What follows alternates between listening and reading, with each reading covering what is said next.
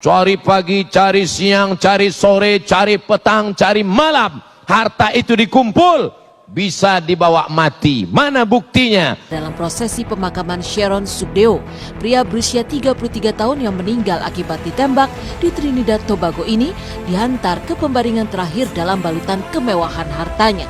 Jenazah Sharon yang menjelma layaknya pemakaman Raja Firaun pada zaman Mesir kuno ini dibaringkan dalam peti berlapis emas lengkap dengan setelan busana mewah serta perhiasan bernilai 100.000 US dollar atau 1,3 miliar rupiah yang melingkar di leher hingga dijemari pria berambut gimbal itu. Ditambah setelan sepatu boot khas Trinidad Tobago, jenazah sang pengusaha itu disirami minuman mahal.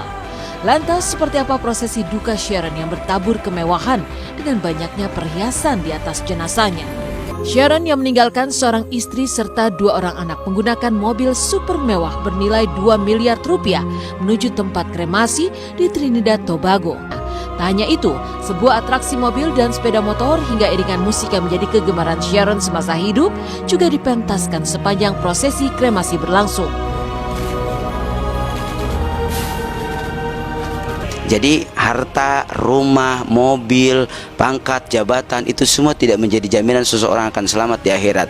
Tapi ketika dia punya akhlak yang baik, punya kesolehan yang baik, pribadi yang baik, taat dalam agama dan beriman kepada Allah Subhanahu wa taala, inilah yang menjadikan salah satu seseorang itu selamat atau tidak di akhirat. Tapi harta yang kita cari pagi sampai siang sampai malam, apakah harta itu akan kita bawa mati?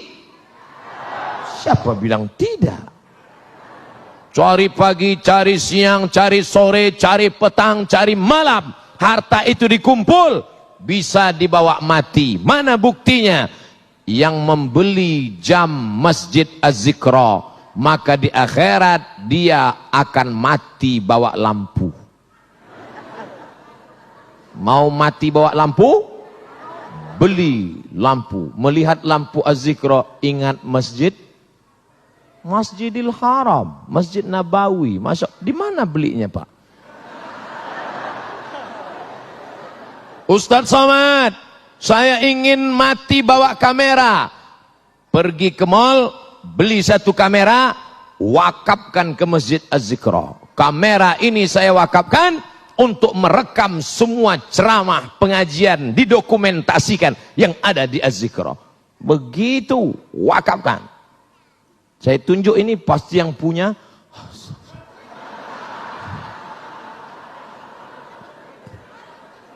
Anak, bapak, ibu, semuanya anak-anak itu harus diwakafkan.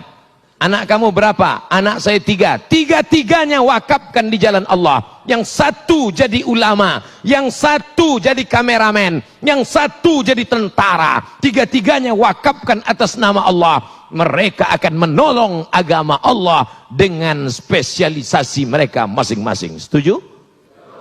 Itulah makna wakaf. Apa itu wakaf?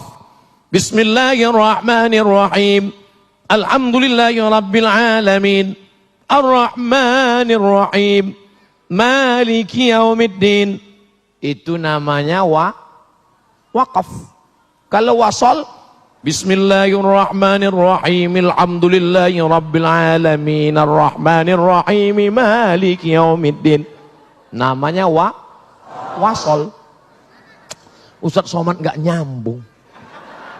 Cerita wakaf kok malah cerita tajwid. Wakaf artinya berhenti. Yang selama ini ruko saya, 1 pintu, 1 tahunnya 100 juta, uangnya mengalir ke kantong saya. Tapi sejak diwakafkan, maka uangnya wakaf. Berarti uangnya stop. Assalamualaikum Bapak pengurus Masjid Az-Zikra. Ya. Ini ruko saya 1 pintu, ya. Sejak bulan ini uangnya saya wakafkan. Artinya uangnya stop, tidak lagi masukkan. Orang yang setelah berwakaf doanya lebih khusyuk. Sebelum itu dia doa biasa aja.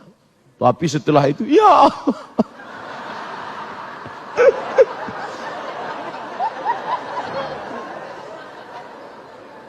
habbasta aslaha, modalnya engkau pegang, wa tasaddaqta biha, hasilnya mengalir. Modalnya, rukonya engkau wakafkan, lalu hasilnya mengalir.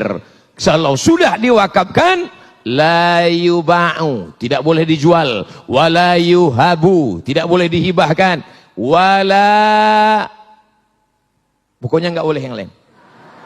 Tidak boleh dihibahkan, tidak boleh diwasiatkan, tidak boleh dijual. Meninggal dunia, anak-anak mesti ngerti. Ini banyak sekarang bapaknya mewakafkan tanah, ketika bapaknya meninggal, anaknya menjual tanah wakaf bapaknya. Kenapa bapaknya dulu mau berwakaf? Karena tanah itu tempat jin buang anak. Setelah bapaknya meninggal, harga tanah melambung, maka si anak menjual. Pemerintah Republik Indonesia mengerti tentang masalah ini, maka keluarlah peraturan undang-undang baru namanya Akta Ikrar Wakaf. Bapak-bapak yang dulu sudah mewakafkan tanahnya, yang sekarang belum ada aktanya, uruslah ke kantor. Kantor mana? KUA. Kantor KUA, Pak. Makanya Bu, kalau besok Bapak mau ke AUA, Ibu jangan nangis. Mas hari ini mau kemana? Ke kantor KUA. Apa? Ini untuk ngurus akta ikrar wakaf.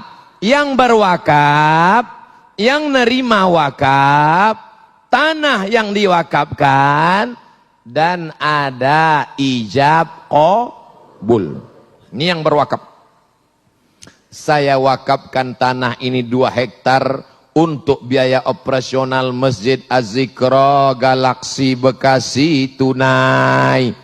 Kata yang nerima, aku terima. Lalu Pak Kua mencatat, telah terjadi akta ikrar wakaf dari pewakaf tanah namanya Wakif, diterima oleh Nazir, yaitu Yayasan Masjid Az-Zikra Galaksi Bekasi, tanah 2 hektar 1 ruko lillahi ta'ala, maka mengalirlah pahalanya.